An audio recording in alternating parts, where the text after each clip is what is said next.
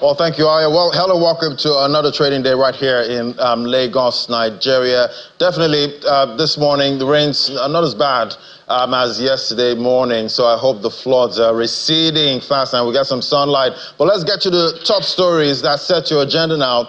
Starting with the oil market, we see oil prices fell in early trade today, reversing those big gains we saw the first part of this week.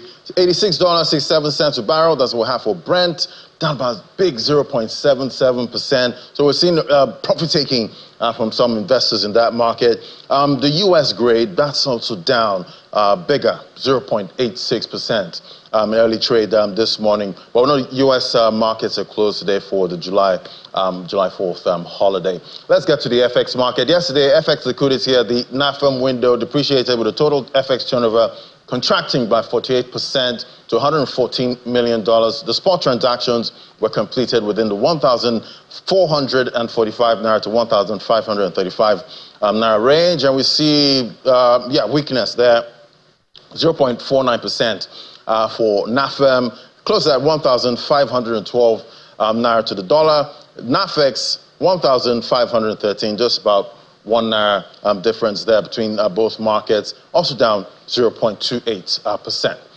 To other matters now, we see the Dutch Entrepreneurial Development Bank, FMO, Nigeria's first city monument bank, that's FCMB, have signed a $25 million Nasira guarantee agreement funded by the European Commission. This initiative aims to expand funding for agriculture, youth, and women-owned SMEs in Nigeria, which are traditionally regarded as being too risky by banks. The Nasira program, which replaces the need for collateral, has proven that these groups are not riskier borrowers. This effort addresses the country's high unemployment and economic challenges by offering small loans to help individuals start and grow their businesses. In addition, FMO will support FCMB with a $60 million syndicated loan, enhancing the bank's SME loan portfolio. During the 9th Nigeria-European Union Business Forum, the EU ambassador to Nigeria and ECOWAS, Ms. Samuela Sopi, emphasized the bloc's role in fostering private sector investment for economic diversification and job creation. The technical assistance program will also support 15 early-stage agri-tech businesses contributing to food security and zero hunger goals. To the oil market, I would say the petroleum tanker drivers branch of Nigerian Union of Official decision and Natural Gas Workers, NUPENG, they've concluded its election and sworn in a new set of national officers to manage its national secretariat. The team is led by National Chairman Comrade Augustine, and the election comes after a controversy in the body's leadership that was taken to the courts, and the judgment by Justice Anouar of the National Industrial Court in Abuja, which annulled the previous election held in Ibadan in October. The success of the election now paves way for the body to focus on salient issues which affect the sector, according to the NUPENG National President, Williams Akorea. As a union, we are still engaging Dangote to ensure that we are part of the process. You know, Dangote is just starting; they just started operation, and discussions and engagements are on to ensure that NUPENG, is also part of the distributive process. It's just unfortunate that again, government has continued to shift, the opening of those refineries. The last time we were informed that the Port Harcourt refinery was ready and was going to be reopened, but again they came to also shift the date. So far, we have been told that before the end of this July, they will come on stream. So we are all hopeful. Well, government knows that the roads are bad at this point, and these are rainy season. Without good roads, tanker drivers can, move their products across. So we also use the opportunity, to also inform government that most of these roads should be given some palliative measures, so that the drivers too can also move freely and distribute the products. All right, to our first conversation now, see capital importation data for the first half of 2024. Saw a big appreciation, about 210% from the amount received in the fourth quarter of 2023. And we see FPI $2 billion, and we see FDI lower at $119.18 million at this point. Let's talk to Mr. John Wajumogu. He's a special advisor to the president on trade, industry, and investment. Join us from our Abuja studio. Great to have you. Good morning. Good morning, Mr. Williams, and good morning to everybody out there. Fantastic. It's great to have you. Thank you for having me. Yeah, so we're seeing that data for capital importation. That rose by 210% in the first quarter of 2024 from $1 billion recorded in the fourth quarter in 2023 to $3.37 billion. Big move up there. But we see portfolio investment led with $2 billion, making up about 61% of the total. So we're seeing hot money there taking the huge chunk of investments coming into Nigeria. How's the government seeing this? Now, well, it's a positive indication. And you mentioned the term hot money, which is reflective of the nature of capital. Capital is fleet-footed and would go into situations where there is potential for profit maximization. And in that vein, the systemic approach that His Excellency, the President, Bola Ahmed Tinubu, had taken in addressing Nigeria's economic issues, which are multifaceted, and in being that the issues are multifaceted, the administration took a systemic approach to address these issues. And one of them, it's addressing issues of macro stability in form of monetary policy interventions, in unifying the exchange rates, looking at the phasing out of the energy subsidies, as well as the interest rate interventions as well, which aim to remove distortive impacts on the market. And those interventions signaled positive confidence to the investment community, which then culminated in the increase in hot money, as you said, into the economy, because they see a positive outlook in the Nigerian economy, and hence the year-over-year growth that we've seen from a capital importation standpoint, and also from particularly on the FPIs, as they are quicker to move. And yeah, we keep talking about keeping the multinationals in the country at this time. We've seen a couple of them leave, and definitely we need more FDI at this time. So talk to me about how the government is seeing multinationals that have left so far. Multinationals are still here at this time. What is the plan to actually keep those here and also help the local producers here in Nigeria at this time? Because some say if the multinationals leave, then that's an opportunity for the local producers. But how are you seeing this so far? Okay, so the first approach, as I mentioned, was to address issues of macro stability, because those are issues that are more pressing and needed to be addressed first. And we've seen the positives of those interventions, like as we mentioned earlier, on FPI. Now, the other aspect of the government's approach is then to bring in those physical and targeted interventions that are much more enduring and that could encourage the mobilization of FDI into the country, which takes a little bit more time but tends to stay longer and is not as fleet-footed as portfolio investment. And in doing that, the government is looking at those areas of the economy that has strong transformative impact, of which the so-called multiplier effect is huge. Following the indicators that you had mentioned that showed that capital importation had increased year over year, that culminated with positive projected outlook from Fitch, the rating agency, which increased their rating on Nigeria, and as well as the IMF, which projected a growth of 3.3% over last year of 2.9%. While this trend is good and is indicative of the journey that the country is taking and signaling positive confidence to the investment community, this growth is not enough. It is still not sufficient because it is at the rate of our population growth. So it is not enough to raise the living standards of a youthful and growing population. So we need a dramatic shift in the level and sustainability of our economic growth. All right, to address the needs of us. So to do that, we're looking at areas of the economy with that huge multiplier effect. So where are those areas? Infrastructure.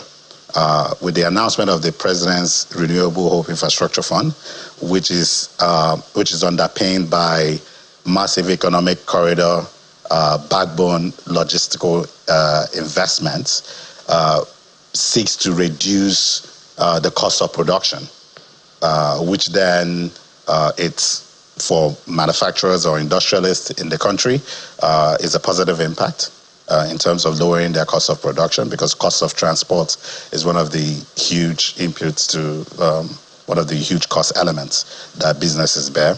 And then also trying to stimulate demand, the government has set up the Credit Consumer Corp, which looks to provide consumer financing to Nigerians so that demand can be stimulated and the products that are being made by these companies can be affordable to Nigerians. And in the energy sector, which is another huge cost input for manufacturers and industrialists, there's been a number of reforms aimed at increasing the supply of energy and reducing the cost of energy. So the reforms and interventions in the infrastructure space through the intermodal and enabling commerce infrastructure that the Renewed Hope Infrastructure Fund is focusing on, as well as the energy reforms that are being made, tackles two key issues that are one of the biggest hurdles to growth for industrialists, and while opening up opportunities for more investment into these key transformative areas of the economy. Right, and talking about industrialization, we did hear Mr. Dangote say that industrialization cannot happen without stable power supply at this time. He did talk about improved power supply, but we're seeing Band A customers, they're still going to have to pay more. We saw a new tariff hike recently. So what we're seeing is getting more expensive, to get energy in the country at this time, and definitely that's going to impact on the revenue of most of these companies. So what's the plan here to push for affordability? Because prices are going up in almost everything, in the country. What's the plan to bring some kind of affordability for Nigerians? Well, part of the challenge in the energy sector is that demand far exceeds the level of supply. And for the longest time, one of the biggest challenges that have held the energy sector back has been the non-cost reflective tariffs. And that had distorted the workings of the market because distribution companies will tell you they are not earning enough revenue to be able to invest in their network and increasing the uptime of their networks, which then results in lower volume of electricity that is delivered to consumers. In order to address that issue, one part is putting in a market reflective tariff and looking at bands of customers who are in a position to be able to afford this higher level of tariff. Remember, Band A customers represent those customers that has been determined to be able to absorb this higher increase, and other vulnerable communities are unaffected. So one part of addressing that problem was obviously addressing the tariff issue to make it more cost reflective so that investors may be more willing to come into the market. And as more investors come into the market, you find investments going into increased generation, going into expanding the network and making it more robust, which means that the current situation that we have where 13,000 megawatts of power, we have capacity of 13,000 megawatts of power, but we're only receiving 4,000 to the end customer, will be resolved because there are more investments to expand that network, make it more robust so that the distribution losses, the high level of technical and commercial losses that is being experienced in the industry and have turned off investors for years will be resolved through increased investment. And on the other hand, there's also reform in being able to make sure that all consumers in Nigeria are metered through the Presidential Metering Initiative. Metering is a very key component of the electricity market because you can't measure or control what you can't control what or improve what you don't measure. So being able to have every consumer metered will reduce the high levels of commercial losses or collection losses that distribution companies are experiencing, that it's making it hard for them to make the required investments to have a robust system that can deliver electricity to all consumers. So the combination of price, tariff review, metering, and specific interventions in looking at increasing the capacity of the transmission backbone collectively would see us experiencing higher levels of power supply. And with that high level of power supply, it will actually reduce the cost of electricity because the unit cost of electricity will reduce because you are essentially using the same infrastructure to transport higher volumes of power to consumers. All right, well, this administration is over a year now, and we've heard countless manufacturers complain about, the cost of production, in manufacturing. In your view, when do you see a time in this administration where we can see manufacturers actually see that cost of production is actually going down? When do you see this actually happening realistically in Nigeria? So, we have to understand that the challenges that we are facing compounded over time. And I think we need to get away from the mindset of low-hanging fruit, immediate gains, and start thinking more of the medium to long-term approach so that we can begin to do the enduring and prepare ourselves for the road to productivity and manage the strategic evolution that we need to get our economy where it needs to get to. This is not saying that the government is not mindful of the immediate issues that every citizen is facing because, as an economist said, in the long run, we are all dead. So these issues are very near and present, are very present. And that's why the administration, the palliative measures of the administration in being able to address the very present issues that particularly vulnerable communities are facing in terms of providing cash transfers to our most vulnerable citizens, and also by on the supply side and the industrialists by providing concessional financing to below 10% to industrialists so that cost of capital will be lower for people who need to make investments or people who are driving businesses. So the government is mindful of the present challenges that people are facing, but at the same time, government has to put in interventions that are sustainable and enduring, and they don't happen overnight. So do you see this happening in the Tinubu administration? Do you see this happening? Yes. Cost of production going down Definitely. In President Tinubu's administration. Do you see that happening? Definitely, because we have to have, while we have a 8-year or 10-year horizon, it's not like we have to wait till the last year for the total benefits to manifest. The benefits manifest incrementally. And what often happens is that when you get to a critical point, the impact then becomes exponential. What you just need to do is unlock some of the issues, some of the challenges that are putting down all this pent-up growth can be unlocked. And the investments that are being made in looking at some of the strategic and transformative areas of the economy, such as infrastructure, technology, energy, what it does is that by opening up these areas, it provides an enabling environment, an enabling infrastructure that private capital and businesses can ride on to even make more investments and unleash more growth.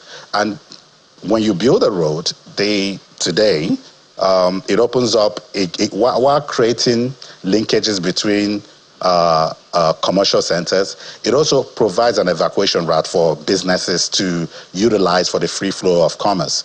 And that happens could happen within a 1-year cycle, it could happen even longer than a 1-year cycle. So within the first term of this administration, a lot of these investments will start manifesting. Now, it's not only we have to wait till these projects are completed. What it does, and I mentioned this earlier, is the signal, the confidence it gives to investors. Because investors are looking to the future, right? They're profit maximization entities. So when they see there's a signal that the environment is going to be more conducive, they start making their investment today to take advantage of that better opportunity that's going to exist in the future. So that's part of the benefits that comes with a clear plan, is by signaling to the investors what government is going to do, and not only signaling that, but following it with actual action steps. Right. And we've seen that with the major infrastructure projects that are currently ongoing. All right, we hope the multinationals have left, they actually come back at some point. The ones here stay, and the local producers actually grow. Thank you so much. Great having your perspective, Mr. John Uwajumogu, Special Advisor to the President on Trade, Industry, and Investment. Thank you so much for coming on the show today. Thank you. All right, we'll take a quick break now. When we come back, Commodities Market Update is next. Do stay with us.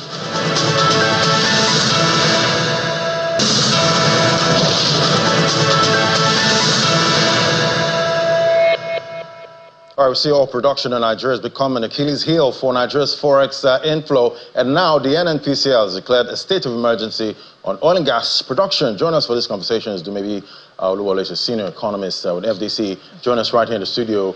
Great to have you. Thank you so much. It's another state of emergency declared. How for food? I don't know if this is the first time we're having for oil and gas production. I mean, I would say at least since my career started, this is the first time I'm hearing of it. And I would say that when you look at the content of the speech that the NNPCL CEO gave, Milikiari, you realize that right now it's not something to be exactly worried about, because when it's just like the tab where we say, oh, the fight against corruption. That's kind of like what this is. And it simply means nothing until we see some level of action regarding all the war and all the fight against what is, significantly hampering Nigeria's production. But to even put it in context, if you ask us, so what is a state of emergency really? Right. Yeah, and it's just a situation where either the government or a government entity decides to regain control of something. So they suspend their original constitutional procedures to regain control of their processes. And when you put that in the context of oil production for Nigeria,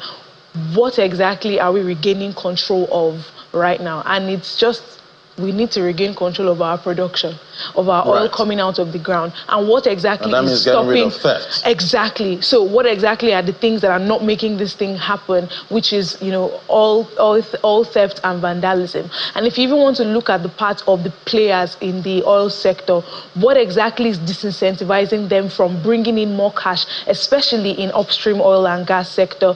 You realize that it's still the same issue, oil theft and vandalism. And per the NNPCL's CEO statement, you realize that he did mention that Nigeria has the capacity to conveniently produce about 2 million barrels of oil every day. And you realize that that's even it's pretty easy for us to do considering what we've done in the past, right? These issues of oil theft and vandalism, if you check the track record, you realize that it only became a really big issue within almost about 10 years ago.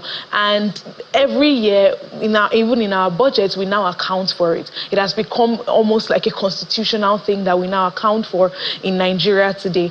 And regaining control of that process is something that we cannot overlook right now. It has become imminent, right? And now it has gone beyond just saying you want to regain control, but let's see it happen. Let Nigeria's oil production become what it's supposed to be, so we can earn the forex that we need because to substantially support the economy. Was a refining problem. Exactly. We didn't have the refineries to refine our oil, which we had in good amounts. But now we have refineries coming up. We don't have the oil. Exactly. That's what we're saying. So the thing is, aside from when the conversation, you can think of it like trying to treat the symptom of an illness. So you're trying to take everybody's attention to the symptoms rather than the illness itself, or the root cause of the illness itself. At the times where we had conversations about refining capacity, refineries are defunct and stuff, we were still having issues with oil production. Those issues were still there. But the problem is that we never addressed those issues. We kept patting them on the back till it became substantially what it is today. And right now, it's not still something that cannot be curbed. It can be curbed if we put our minds to it. And this is basically, I think I'm going to make something like a bold statement here this morning. We can't keep joking around with the economy. And the reason I'm saying this is because whether we like it or not, crude oil is still the mainstay of Nigeria's economy today. We're trying to ramp up non-oil production, non-oil exports, and all of those things, but it's still not as substantial because the key sources of non-oil export earnings were still having issues there, and the revenue generating part of our economy, the fiscal part, is still highly dependent on oil. The fact that all state governments enjoy today is highly dependent on oil revenue. So if we do not focus on boosting our oil, which we can still do that, even though the world is talking about transition from that, but we can still produce enough and sell and generate enough revenue. And unfortunately, when you look at the multiplier effect of when we don't produce enough oil and we don't generate enough revenue, you see that the government's coffers are lean. And then there's a scramble to generate more revenue. And then you start seeing the government taking up a lot more tax reforms. They're increasing taxes for businesses, increasing taxes for importers, increasing levies, increasing taxes even on consumers. And eventually it goes down to affect people negatively. Cost of living is higher, living standards are poor, more people are falling below the poverty line. And unfortunately, there will come a time where all of this bottled up, all of this that's been bottled up will become a public outburst. Because at each point, the federal government is breaking the social contracts between itself and the Nigerian people. Right. And before you know it, public discontent will become a thing. And it will keep brewing till there's public outcry. And a very good case, a very good example or pointer to this is what is happening in Kenya today. And even though we don't want that situation in Nigeria, it's somewhat inevitable if we do not start getting things right.